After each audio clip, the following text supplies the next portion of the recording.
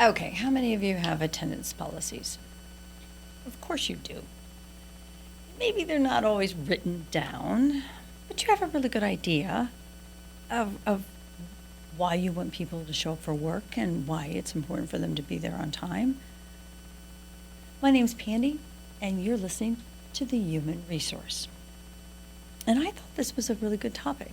So let's kind of cut this down because it's interesting. When I'm going through and auditing somebody's handbook, attendance is one of the things that I like to look at because how many of you like to hold people accountable, right, to attendance?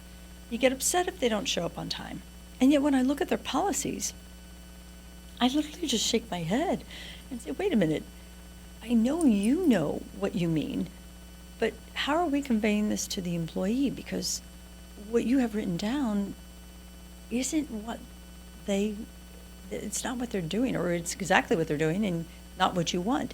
So here we go. I'm gonna break some of this down, and I want you to go back to your attendance policies, and I want you to see if anything's missing. And remember, the attorneys that I work with and we try really hard. We like things short and simple. But if you're going to put something in writing, make sure that it's something you can live with.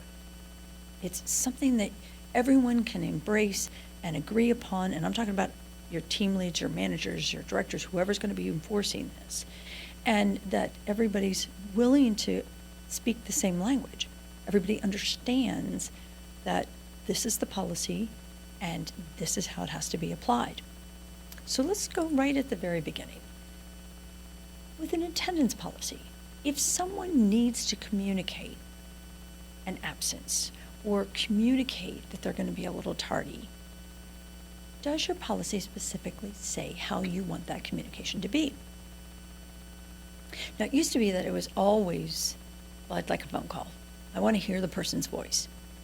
But as things have evolved over the past 10, 15 years, I'm seeing more individuals accept emails, text. Phone calls are always going to be good, but do you still need them to be there in person? You know, to literally a phone call them in person, or will you take a close relative to say, or the wife, or the mother of the individual calling in? You can be specific. You can be very specific. I will only take a text message. I will only take it. And let me go even further. I will only take it as an excused absence if I get it 2 hours before the shift. When do you want to be notified that someone's going to be absent or tardy? If they get a flat tire on the way to work, don't you want to know right away versus after they're finished and say, hey, I just changed the flat tire. I know I'm a half hour late, but I'm headed in now. I mean, if you can live with that, great. But you have the right as an employer to set some standards, to set some guidelines. So how do you want to be communicated to? And what's your timing? When? When do you want to hear this? I also get a real kick out of policies that say, well, if we see excessive absences, this will lead up to and including termination. If you demonstrate excessive tardiness, this will lead to, and I always punch back and say, wow, okay, you're going to hold them accountable, but define excessive for me. What does that mean? Because I doubt if you're going to match the definition of your employee. So sit down with your team. What is excessive? Is 1 in a month excessive? Is 3 in 3 months excessive? I've heard companies say, look, if they're absent 1 or more days in their introductory period, I don't want them. That's too much. If you can't be here for the 90 days of introductory period when training's at, we're really sensitive to training. We need you to pay attention. We need you to be bought in. You need to really want to work here. They're gone. Well, if that's the case, then do you have that in your policy? Did you explain that to your new hire? Same thing with tardiness. What's tardy? Is it 5 minutes late, 15 minutes late, 4 hours late? They have a right to know. And I have some companies that go, well, if you define that, then they'll do everything possible to just kind of butt up against it so that they're not violating it. They're pushing the envelope.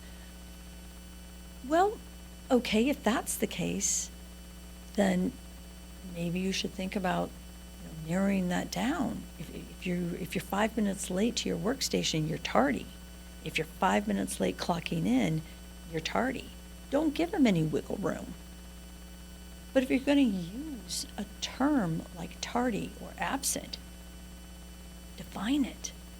It's the same thing as defining excused and unexcused. What is an excused absence? Is it when you're sick and you've got a doctor's form? Or is it when you've told me the day before that you're going to be absent? What's unexcused? Something I don't want to hear as the employer, or something I don't like as the employer? Come on, guys. You got to think this through.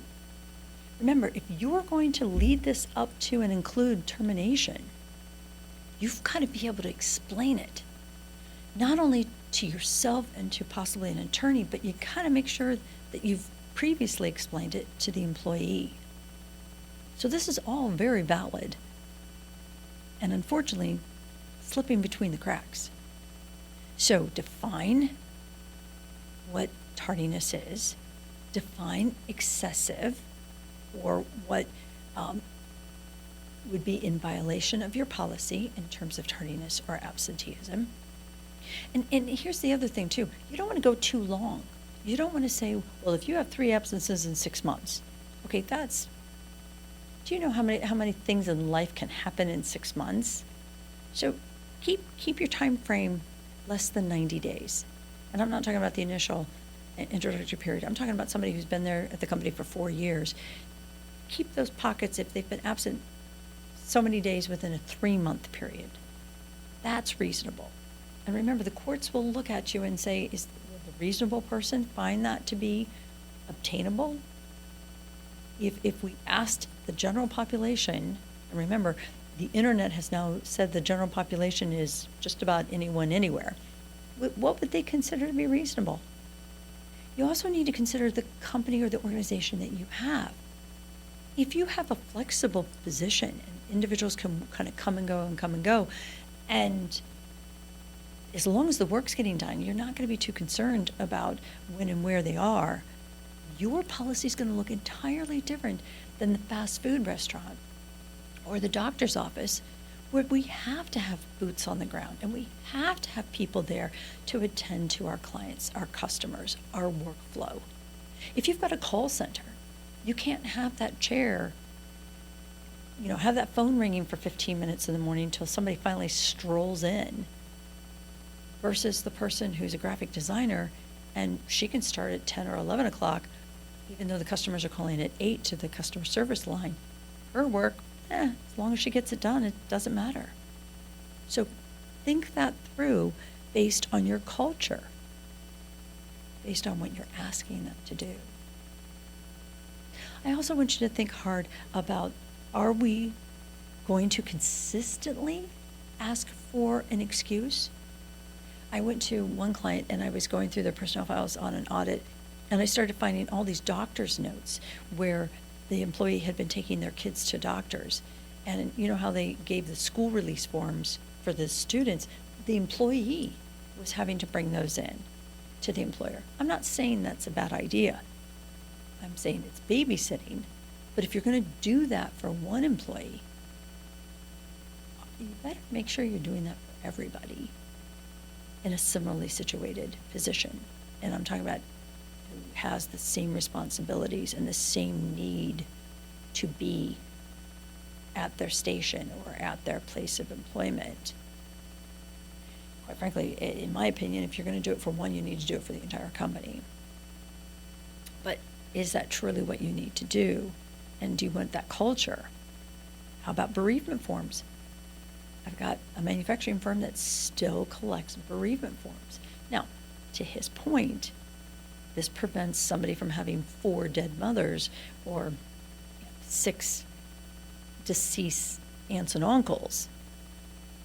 However, you got to make sure, again, that you're making it clear that this is what we're going to do. I would add it to your policy so that there are no surprises and that everyone knows they're going to be treated the same.